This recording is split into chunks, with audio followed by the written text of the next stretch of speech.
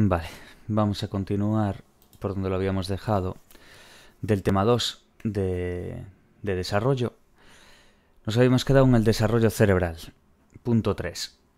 Compartimos las mismas estructuras cerebrales fundamentales con los primates, así como con muchos de los mamíferos. La mayor diferencia es el notable incremento de la corteza cerebral y la existencia de un periodo temporal mucho más largo de desarrollo postnatal.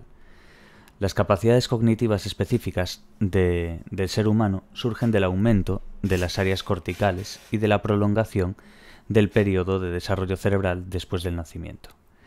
Las neuronas que poseen el bebé han sido generadas en su mayor parte durante los primeros meses del embarazo. Importante eso, ¿vale?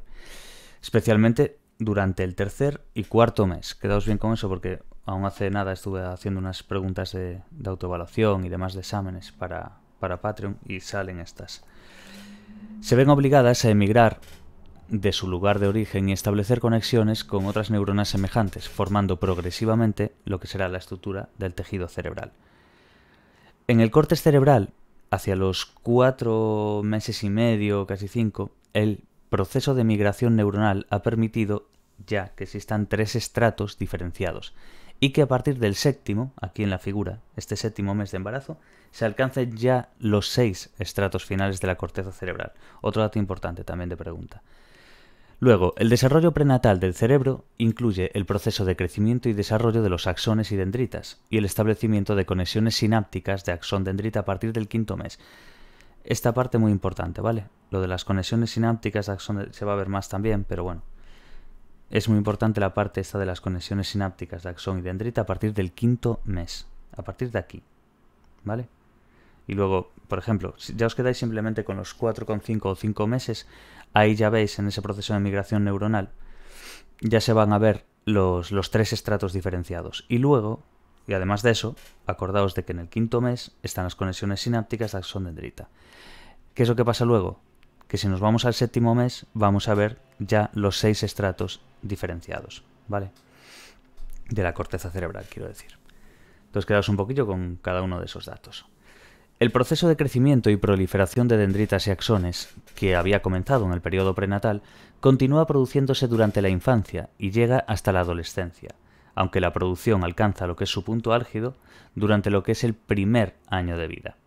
Sigue hasta la adolescencia, pero donde es el punto más fuerte, el punto más álgido o demás, es en el primer año de vida.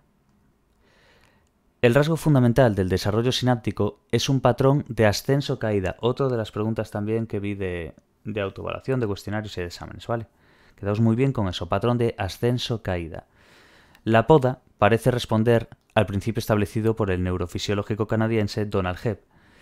Las conexiones sinápticas más activas se fortalecen, mientras que las menos activas se debilitan y eventualmente desaparecen.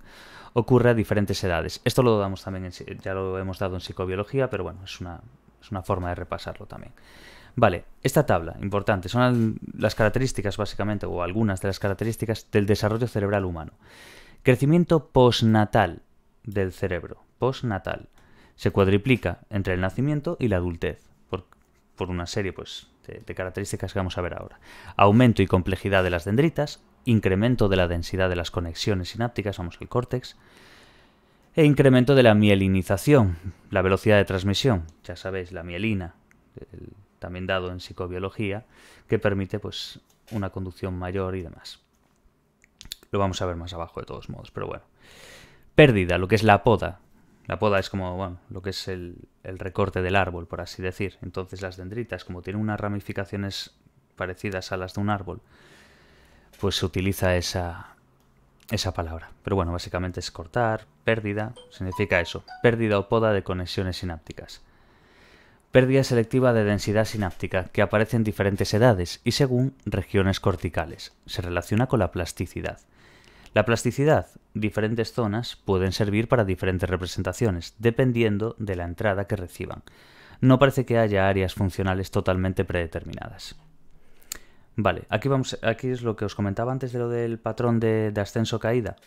Pues se refiere también a esta parte de de la gráfica y demás de la glucosa. Entonces, quedémonos bien con esto.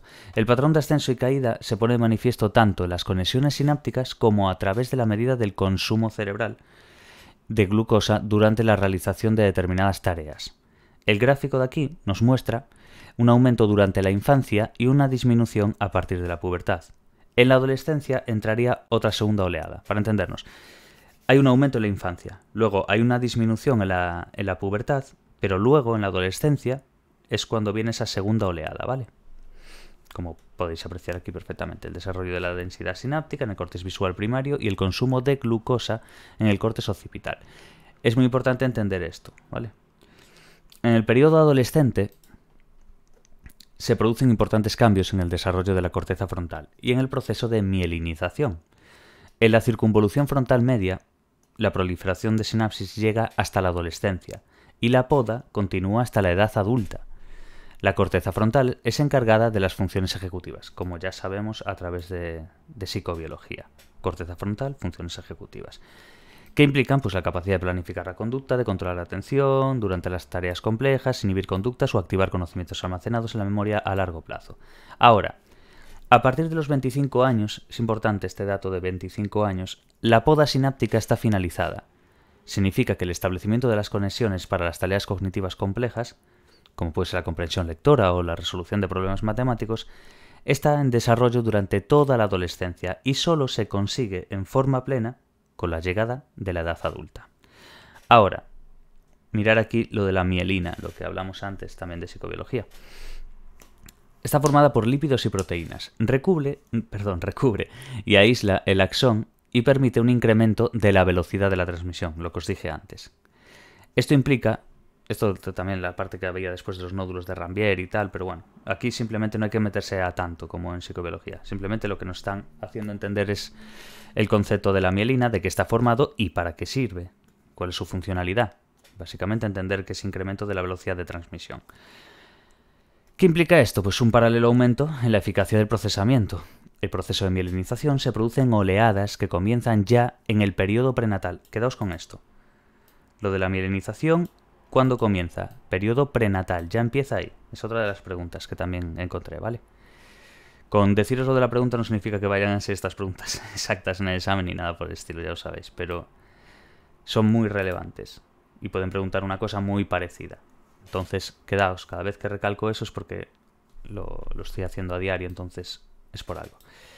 Vale, continúan durante la infancia y la adolescencia. ¿Llegando a qué? A zonas específicas del cerebro hasta la edad adulta. Los cambios más importantes se producen durante la adolescencia. Otro dato muy importante, ¿vale? Lo que es el cambio más importante en sí es durante la adolescencia. Se produce una disminución de la materia gris del cerebro y un incremento de la materia blanca. La materia blanca, mielina, que envuelve a esos axones, ¿vale?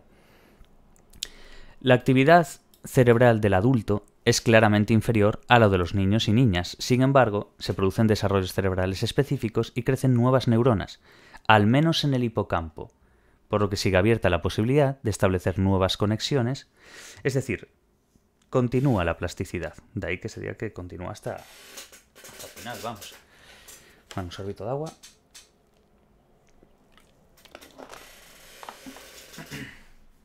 Aquí un ejemplo muy claro, de hecho, del hipocampo, quiero decir.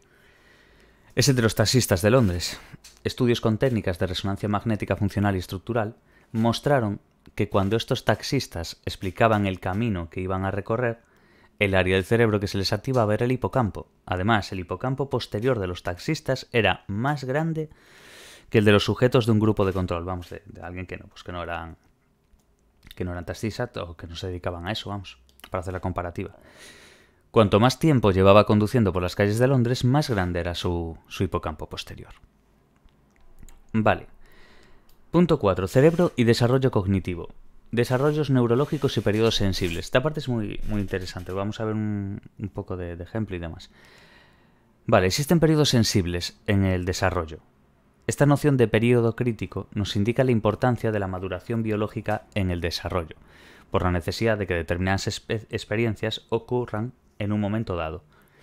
Fue relevante en la psicología evolutiva hace unos 40 o 50 años la impronta o troquelado, cosa que hemos dado también en psicobiología e incluso, no recuerdo mal, en historia, pero bueno.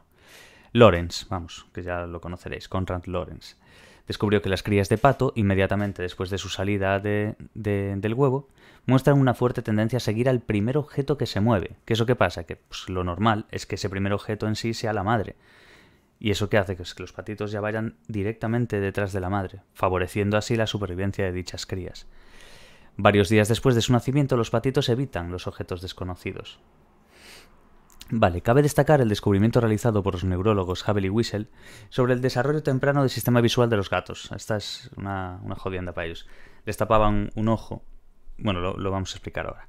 Comprobaron que si uno de los ojos de un gatito recién nacido es tapado durante un determinado periodo de tiempo, cuando el córtex visual está sufriendo determinados cambios, el animal va a quedarse inevitablemente ciego de ese ojo, lo que impediría de forma permanente el desarrollo de las conexiones entre ese ojo y el córtex cerebral. Básicamente es para entender cómo si ese córtex visual está sufriendo unos ciertos cambios, pero tú se lo tapas, pues se va a quedar ciego el pobre gato. Que ya me dirás tú, pero bueno. Los experimentos. Bueno, es preferible hablar de periodos sensibles y no críticos, ya que en ningún caso se puede hablar de periodos críticos en el desarrollo humano, aunque sí parece claro que determinados aprendizajes pueden ser realizados de forma mucho más sencilla y directa en determinados periodos sensibles. Estos periodos están relacionados con el patrón de ascenso-caída, lo que dijimos antes, en el desarrollo de las diferentes zonas de la corteza cerebral. Determinadas habilidades, como puede ser el reconocimiento de caras o reconocimiento de sonidos, se verán facilitadas si se tiene la experiencia adecuada antes de que se produzca la poda de esas conexiones neuronales. Lo vais a entender ahora, de hecho, con una parte del lenguaje. La adquisición y desarrollo del lenguaje está sujeto a la existencia de periodos sensibles, tanto en la adquisición de los fonemas propios de una lengua como en la adquisición de la gramática. No así en el caso del léxico, por ejemplo. No sé si habéis escuchado muchas veces, en plan, cuando un niño, además, o lo meten a la academia para aprender un idioma y demás, dicen, tiene más facilidad cuando eres pequeño, cuando tal. Es por esto, realmente. Ahora vamos a ver. Los niños son capaces de aprender rápidamente una segunda lengua y se vuelven especialmente hábiles con respecto a la fonética y a la gramática. A partir de lo que es la pubertad, las dificultades del aprendizaje de lenguas extranjeras se incrementan notablemente. Vamos, que no es una coña. Aunque es posible aprender segundas lenguas en la edad adulta, a ver, lógicamente no significa que tú no puedas ahora aprender italiano o cualquier cosa con 30 años, ¿sabes? No es eso. Pero que sí que hay un cambio notable de poder aprenderlo de pequeñito a cuando eres adulto. Vale, pues básicamente es eso, que se incrementa notablemente, aunque es posible aprender segundas lenguas en la edad adulta con mucho trabajo y práctica continuada durante años. Los hablantes nativos notarán algunas diferencias, en particular las fonológicas. Vale, importante ahora esta parte donde vamos a ver lo que son los procesos cognitivos explícitos e implícitos, ¿vale? Bases neuronales del desarrollo de la memoria. Hablamos de sistemas de memoria diferentes porque la memoria incluye un conjunto de habilidades diversas, basadas en sistemas cerebrales diversos. Podemos hablar de dos sistemas básicos de memoria, la memoria explícita o declarativa y la memoria implícita o no declarativa o también llamada memoria procedimental. Quedaos con explícito e implícito, ¿vale? La distinción entre procesos cognitivos explícitos e implícitos tiene gran calado en la psicología cognitiva. ¿Por qué? Porque está afectando a la memoria y el aprendizaje, así como a otros procesos como sería el pensamiento o el razonamiento. Las tareas típicas de la memoria explícita son el reconocimiento y recuerdo. Con esto quedaos a fuego. Las tareas típicas, bueno, memoria explícita, reconocimiento y recuerdo, ¿vale? Mientras que las tareas de memoria implícita destacaría la adquisición y recuerdo de habilidades y destrezas, como puede ser andar en bici o atarse los cordones. Pero quedaos muy bien con eso, ¿vale? Explícita, reconocimiento y recuerdo. Mientras que lo que es la implícita es adquisición, recuerdo de habilidad o destreza. Y destreza. Vale. Una vez se entiende bien eso, pasamos al desarrollo de la memoria explícita en bebés. Comienza en la segunda mitad del primer año de vida. Otro dato importante a saber. ¿Vale? Es típico de preguntas de desarrollo esto. Cuando comienza tal, el que mes tal, todo eso, ¿vale? Entonces, memoria explícita. ¿Cuándo comienza? Segunda mitad del primer año de vida. ¿Dónde es capaz de reproducir un modelo? Vale. El bebé necesita almacenar en su memoria una representación de la conducta, que le permita imitarla cuando el modelo no está presente. La memoria explícita depende de áreas neocorticales, así como de otras que rodean el hipocampo y del propio hipocampo. La imitación de los movimientos de labios y lengua es una conducta que realizan ya los recién nacidos delante de un modelo adulto, pocas semanas después del nacimiento. Algunos autores postulan la existencia de una memoria preexplícita, caracterizada por su aparición temprana y por depender principalmente del hipocampo. El gradual desarrollo de la memoria explícita va unido al desarrollo del hipocampo. Quedaos mucho con memoria explícita, hipocampo, porque después en la implícita vamos a ir a los ganglios, si no recuerdo mal, basales. Entonces, vamos a quedarnos con eso, ¿vale? Memoria explícita, hipocampo. Las zonas corticales que le rodean y otras zonas del córtex prefrontal, así como el progresivo establecimiento de conexiones entre estas áreas. Según Nelson, Thomas y DeHaan en 2006, los cambios en la memoria en años preescolares son debidos probablemente a cambios en el córtex prefrontal y a las conexiones entre este y el lóbulo temporal medio para realizar operaciones mentales. Los cambios en la memoria a largo plazo son debidos probablemente al desarrollo de áreas neocorticales que almacenan los contenidos, así como la mejora en la comunicación entre el neocórtex y el lóbulo temporal medio, ¿vale? Ahora, importante donde vamos a entrar ahora. Dijimos explícita, esta parte de aquí. Y dijimos hipocampo. Ahora, las bases cerebrales de la memoria implícita, también llamada no semántica o procedimental, como dijimos antes, son diferentes a la de la memoria explícita. Un tipo de memoria implícita son las conductas condicionadas. Poco después del nacimiento, los bebés son capaces de adquirir y recordar respuestas condicionadas. Lo vamos a ver, por ejemplo, con el reflejo palpebral, cuando les soplas a los ojos y hacen así, pues como vaya asociado a un sonido, bueno, el condicionamiento de toda la vida. Lo vamos a ver ahora. Poco después del nacimiento, los bebés son capaces de adquirir y recordar respuestas condicionadas, del tipo clásico o pavloviano y de tipo operante. Condicionamiento clásico y condicionamiento operante. En su primer mes, a partir del reflejo palpebral, mira que me cuesta decir esa palabra, palpebral, cuando recibe una leve ráfaga de aire y al mismo tiempo emitimos un sonido específico. Podremos comprobar que la presentación en solitario del sonido produce la respuesta condicionada de parpadeo. La base neural está no ya en el cerebro, sino en el cerebelo. La adquisición de las primeras conductas condicionadas de tipo operante, pasamos del clásico, ahora al operante, dependen ¿de qué? De los ganglios basales. Quedaos muy bien con esto, ¿vale? Con lo que acabamos de decir. Esto del reflejo condicionado antes del parpadeo de este tipo clásico, la base neural no estaba en el cerebro, sino en el cerebelo, de estas respuestas condicionadas.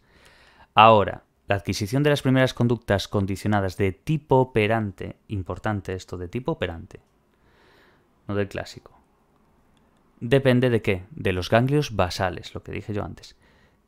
La inteligencia sensoriomotriz hace que los bebés empiecen a adquirir conductas progresivas más complejas que implican una memoria procedimental y les permiten conseguir objetos, gatear o andar. La adquisición de estas conductas no semánticas procedimentales dependen de zonas cerebrales como los ganglios basales y las cortezas frontal y motora. Existe una clara disociación entre memoria explícita e implícita. Los estudios con resonancia magnética funcional muestran, esto es muy importante porque esta es la explicación de cómo hay las dos. Resonancia magnética funcional muestra que las bases neuronales de las conductas prototípicas de ambos tipos de memoria, recordar hechos y recordar destrezas motoras, son diferentes en el hipocampo y los ganglios basales. De ahí lo que acabamos de decir.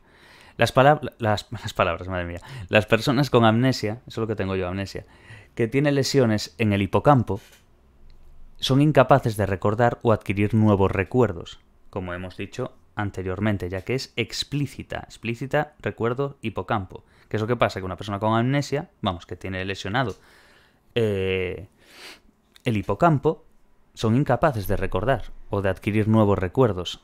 No, pero sin embargo, no han perdido lo que sería lo implícito, que sería pues andar en bici, atarse los cordones, todo esto, ¿sabes? Entonces esto es una forma de entender cómo están diferenciados tanto la memoria explícita como la implícita, ya que la memoria explícita tira por el hipocampo y la implícita por los ganglios basales. Entonces, una persona que tiene lesiones en el hipocampo, que son incapaces de recordar o de adquirir nuevos recuerdos, aún así, ellos no pierden la capacidad de realizar secuencias motoras o como andar o ir en bici, ni de adquirir nuevas habilidades motoras. Por eso están diferenciadas unas de las otras, ¿vale? Sin embargo, ahora a la inversa. Sin embargo, en la enfermedad de Parkinson, donde se ven afectados los ganglios basales y se muestran numerosos problemas en lo que serían las habilidades procedimentales de tipo motor, como ya sabéis, los enfermos son incapaces de aprender destrezas motoras nuevas, mientras que muestran un buen recuerdo del pasado y de los sucesos que les ocurren. ¿Por qué? Porque el hipocampo está bien. Vamos, lo que sería hipocampo, explícita, implícita, ganglios basales. Y esta diferenciación para entender en sí esta disociación entre estas memorias, tanto explícita como implícita. ¿A través de qué? De estos estudios con resonancia magnética funcional. Vale, ha quedado bien. 5. Conclusión. Relaciones entre el desarrollo biológico y el desarrollo psicológico.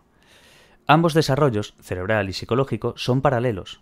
Esto no quiere decir que el desarrollo psicológico pueda reducirse al desarrollo cerebral. El estudio de las bases cerebrales ha mostrado que diversas conductas inhibitorias pueden tener bases cerebrales variables.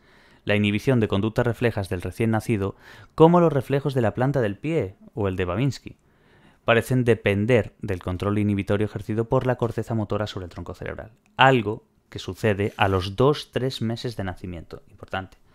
Por su parte, el control inhibitorio, que requiere el responder adecuadamente a una tarea, como por ejemplo apretar una tecla siempre que aparece una letra excepto la X, algo que se desarrolla durante los años preescolares y escolares, exige la activación del área del córtex prefrontal, pero también otras estructuras como pueden ser los ganglios basales, ya sabemos.